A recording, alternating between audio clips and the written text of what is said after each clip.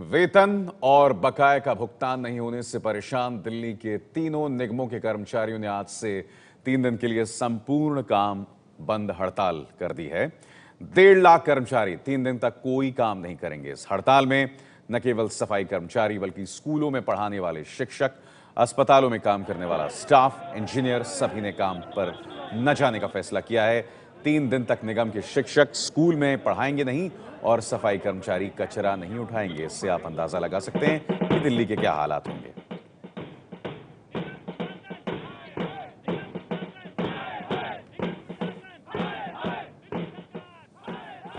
वेतन और बकाये के भुगतान नहीं होने से परेशान एमसीडी के तमाम कर्मचारी एक बार फिर से हड़ताल पर जा रहे हैं और इसके लिए शुरुआत जो है जंतर मंतर से कर दी गई है। आपको ये भी बता दें कि इसे आज बताया जा रहा है कि सांकेतिक हड़ताल है जिसकी शुरुआत कर दी गई है।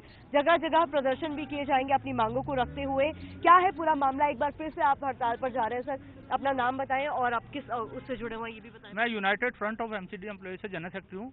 मैडम, पहले भी कई बार हड़तालें हो चुकी है।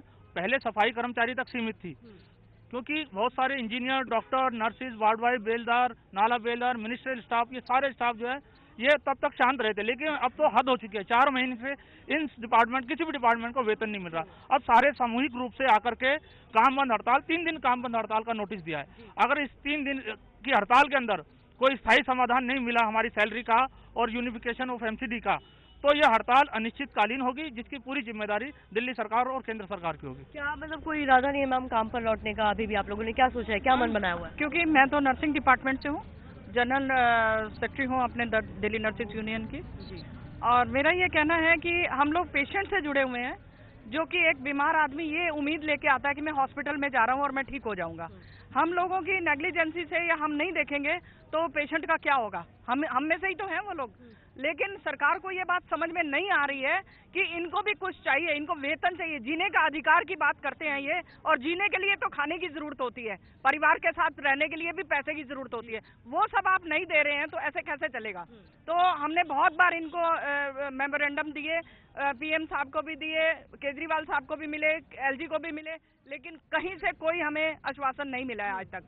और जब तक इन्होंने एक ऐसा बीज बो दिया है, 3 एमसीडी में 3 हिस्से कर दिए हैं, जिसकी वजह से आज ये हम इस कगार पे आके खड़े हुए हैं। इनको एमसीडी 1 करनी पड़ेगी और अपने एम्प्लॉयज की, ये हमारी कोई मांग नहीं है, ये हमारा मूल अधिकार है जिसको ये पूरा नहीं कर रहे हैं। आप लोग तो ये आरोप लगा रहे हैं कि राजनीति में जो है आप लोग पिस रहे हैं और आपके काम न करने से जनता पिस रही है। लेकिन दिल्ली सरकार की तरफ से कहा गया है कि भाई तीनों निगमों के जो कमिश्नर हैं उन्होंने मीटिंग अटेंड करके लिखित में दे दिया है कि जितने फंड दिल्ली सरकार को देने थे उनकी तरफ से पूरे दे दिए गए हैं। तो अब किस बात की लड़ाई और कब तक आप ऐसे?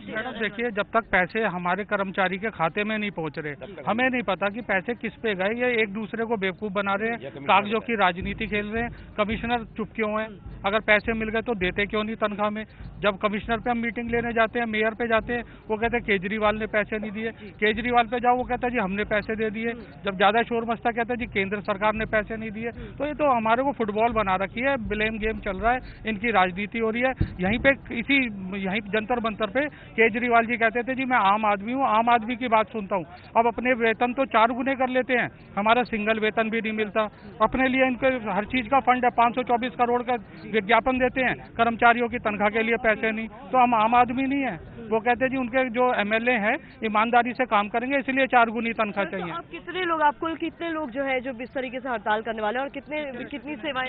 इस वक्त हमारे 1.5 लाख एम्प्लॉयज हैं, तीनों कॉर्पोरेशन को मिला के। ऑलमोस्ट सारी यूनियन यहाँ पर है। अलग अलग प्रोग्राम है, किसी का जोन में प्रोग्राम है, किसी का अपने चीफ मिनिस्टर के घर पे प्रोग्राम है, किसी का केंद्रीय सचिवालय पे प्रोग्राम है। हम लोग का यह प्रोग्राम है, सारे रोल मतलब आप लोग ये कह रहे हैं कुल मिला के 1.5 लाख लोग जो है वो अब काम पर नहीं जाने वाले? कर्मचारी हैं जो तीनों कॉर्पोरेशन को रिप्रेजेंट करते हैं, वो यहाँ पर सड़कों पे उतर चुके हैं अलग अलग रूप पे। और हम कहते हैं जब पैसा, केजरीवाल कहता है पैसा दिया, तो जिन लोगों ने पैसा लिया और इस पे हमारा पैसा हमारे तक नहीं पहुंच रहा, हमारा अधिकार हमें नहीं मिल रहा, तो इसकी भी इंक्वायरी होनी चाहिए।